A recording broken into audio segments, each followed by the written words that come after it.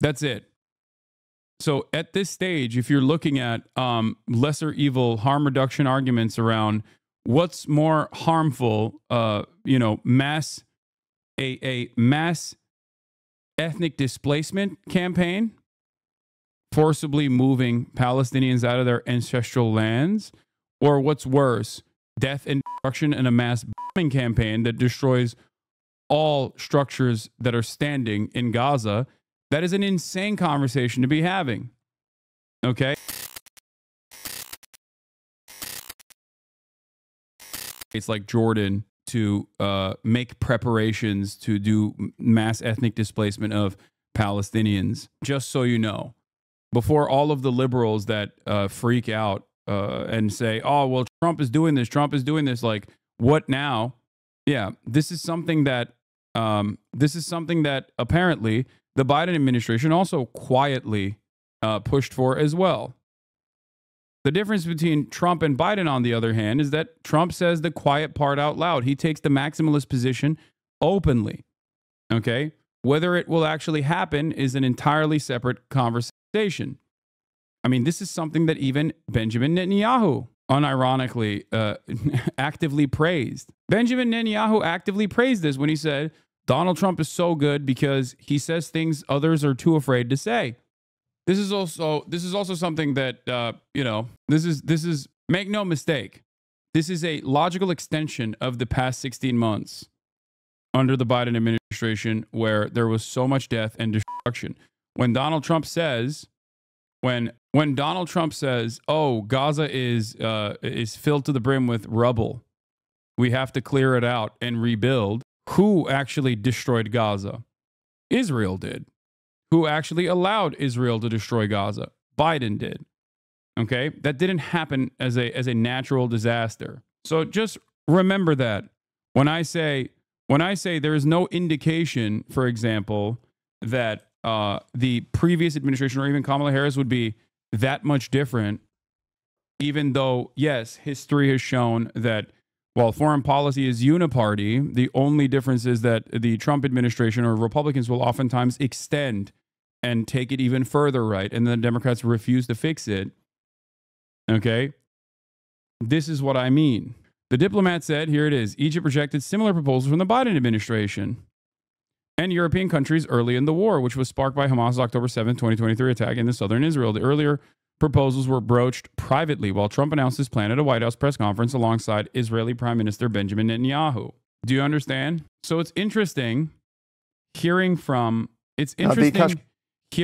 people that European leaders, for example, that actively defended the Biden administration, that actively defended Israel's death and destruction in Gaza, only now to turn around and say, oh, Trump is saying the final solution. He's advocating for ethnic cleansing. That's unacceptable. We cannot do mass displacement. That is a violation of international humanitarian laws. It's like, yeah?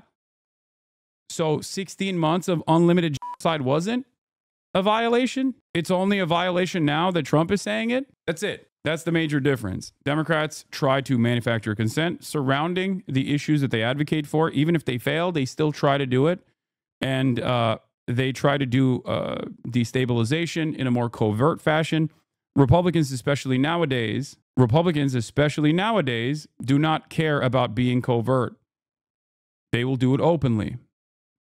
They will celebrate the Prime Minister Mohammed bin Abdulrahman Al Thani is due to meet with U.S. Middle East envoys. What exactly is your point, though? The Democrats are not in power. Biden is not the president. He was not even running by the time the election happened. So, like, what is your point? I get it. It was bad, but you're doing, like, nothing to help anything. Wait, what? No, this is simply addressing something that's very important that people have to contend with, because a lot of liberals think that this is not a uniparty process, especially foreign policy. And they think like, oh, what now, pro-Palestine protesters? Like, you did this. This is what you wanted. When most of the pro-Palestinian advocacy came from the understandable fears they had towards a Trump administration, moving the needle even further in terms of genocide, death, and destruction, and therefore urging the Biden administration and the Kamala Harris campaign to take a strong stance against Israel to stop the bleeding. Okay, that's it. So at this stage, if you're looking at lesser evil harm reduction arguments around what's more harmful, mass ethnic displacement campaign, forcibly moving Palestinians out of their ancestral lands, or what's worse, death and destruction in a mass bombing campaign that destroys all structures that are standing in Gaza, that is an insane conversation to be having. Okay? We've already completely lost the plot. If that is the boundaries, that's the moral conundrum that we have in front of us, that is what we're arguing on behalf of. Steve Witkoff in Florida later on Thursday. The meeting comes ahead of the next exchange of Israeli captives for Palestinian prisoners as part of the Gaza ceasefire deal, which is expected on Saturday. Let's take this on with Rami Khoury, who's a distinguished public policy fellow at the American University of Beirut. Joins us now from Boston in the United States, in fact. So, Rami, first up, what's your sense of this conversation that's going to be had between the Qatari Prime Minister and Steve Witkoff? It would be interesting to be a fly on the wall in the light of what President Trump has been saying. Oh, absolutely. It's a critical relationship. Qatar has proved to be, with Egypt, essential to get the process moving to the point where we are now, starting the second phase of the negotiations, which would ultimately get the Israelis out of Gaza, all hostages and prisoners released, and the end of the war. So the problem is that the Qatari position is clear, the Egyptian position is clear, the Hamas position is quite clear, but the Israeli position and the American position are like a kaleidoscope. They keep moving around and new ideas are presented. There are huge internal debates within Israel that keep throwing obstacles into the way of the process. Netanyahu's legal fate is on the line. He has to go to court. He may go to jail. So there are lots of moving parts that are not clear what the implications are. And the latest is, of course, Trump's proposal to get the Palestinians out of Gaza, which already is being walked back by his senior officials, his foreign minister, his Middle East envoy, his press secretary. They're all kind of walking back, saying, "Oh, this is temporary." Not by him, because he doesn't really have a clear idea of what he's talking about. He's a showman. He does drama, he does disruption, and he does disillusion. And he's really a delusion. He's really done all of these in this proposal. It's kind of make-believe. It's not going to work. Very few people in the world want it. Most governments have opposed it. So what he says gets the discussion moving. The real question that nobody has answered yet, there's lots of speculation, both here in the U.S. and in the Middle East, is, well, what is his ultimate aim?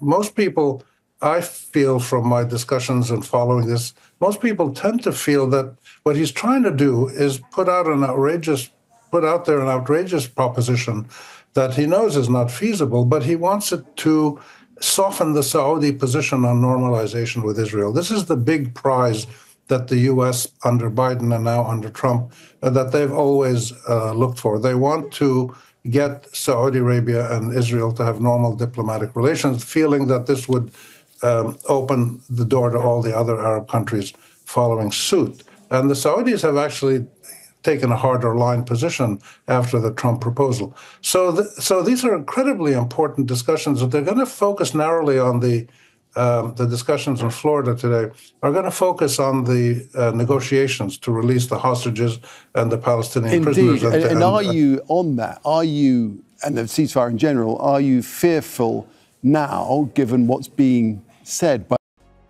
Dude, I need to say this with a new camera setup and set looks insanely good. Thank you. Weren't you just talking about how you have backup generators? Yeah, but they're currently not connected, ironically enough, because of the previous issue that happened. So you expect to get culture shock when you go to another country that you haven't been in before or for a while, less so you come home? Yeah. All right. You're doing everything you can. It's okay. Yeah. Where were we? Where did we leave off? Like here, I think. What the hell? There it is. Okay. Battery backup plus solar is goated, by the way. Yeah, I know. Lots of speculation is, well, what is his ultimate aim? Most people, I feel from my discussions and following. Invest in a UPS as a battery backup? Oh, dude, no way. I didn't realize. Thank you. Dog, I have 2 generators and a UPS. Okay? I have it. The problem is that I was knocked off of it this morning, so I had to literally turn around and jerry-rig a contraption, a separate power source, while my actual... Unc, you're just not tech savvy. Y'all are fucking stupid, okay? This is one of the areas where I am tech savvy. God damn it, dude. Don't piss me off on this. No, I literally do have 2 generators and also a backup battery as well.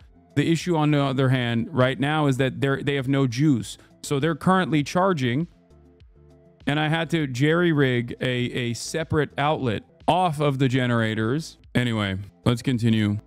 This, most people tend to feel that what he's trying to do is put out there an outrageous proposition that he knows is not feasible, but he wants it to soften the Saudi position on normalization with Israel. This is the big prize that the U.S. under Biden and now under Trump, that they've always looked for. They want to get Saudi Arabia and Israel to have normal diplomatic relations, feeling that this would open the door to all the other Arab countries following suit. And the Saudis have actually taken a harder line position after the Trump proposal. They have these 300H LiPo batteries you can chain twice. I have industrial grade battery generators. So these are incredibly important discussions. They're going to focus narrowly on the discussions in Florida today are going to focus on the negotiations to release the hostages and the Palestinian prisoners. And are you on that? Are you, and the ceasefire in general, are you fearful now, given what's being said by the president about the efficacy, the solidity of the ceasefire deal as a whole? No, I don't put a lot of emphasis on what Trump says. He says all kinds of things. He changes his mind. He clarifies. He denies. So he's not a reliable source, as the news business people say, though he is president of the United States. So what he says has to be considered seriously, but it should not be taken as a clear path towards a policy. It has other motives, some business, some personal, some family relationships, some investment opportunities, and then cajoling people on both sides, pressuring people. So it's a fascinating study and sort of kaleidoscopic diplomacy. You know, a kaleidoscope, when you turn it, all the pieces move and then a new situation comes about. So I think that we have to let the process play itself out, focus on the negotiations, the second phase that's supposed to start. Everybody, and I mean everybody, wants the Israeli hostages released and the Palestinian prisoners released, and the ceasefire to be permanent, and the Israelis to get out of Gaza. Okay, well, the exchange is due again for this weekend, isn't it? You could argue, perhaps, finally, Rami, you could argue perhaps that in a way he's made the world more aware of what Israel has done in Gaza. Oh, absolutely, including American officials going to visit. And I'm hoping the media, the global media, will be able to go soon, even though many of them, including Jazeera and others, have Gazan journalists who are sending out reports. So yes, and this is what the Israelis desperately want to stop. They want to stop two things. They want to stop the world seeing what Israel does militarily and, with prisoners and all the terrible things it does. And that's why it's so widely discussed now in terms of both apartheid and genocide. And it wants to stop any discussion of the historical background to the situation in Gaza, the Palestine Zionism conflict, the Arab-Israeli conflict. It wants desperately to prevent any historical analysis. And it's increasingly unsuccessful in doing that because more and more people are going to the Middle East, they see now the West Bank, what's going on. Therefore, the trend for the Israelis is not good. They've lost their ability to completely dominate the narrative of the Arab-Israeli conflict and the Palestinian people in the West, in the media, and in officialdom. So it's quite extraordinary. I'm reading now the book, amazing book by Ilan Pappé, the Israeli historian, on the history of Zionist lobbying in the West, in England and the US. It's a 450-page monster, but it is the most amazing analysis based on total historical factual truths about how Israel has succeeded in doing what it's done, which is create a Jewish majority state in a Palestinian land that in 1920 was 93% Arab, including my family, Nazareth. So this is what they're trying to prevent, the Israelis, any discussion of this, and they're slowly losing control of this narrative. All right, Rami, thanks for that. Rami Khouri speaking to us there from the United States, from Boston.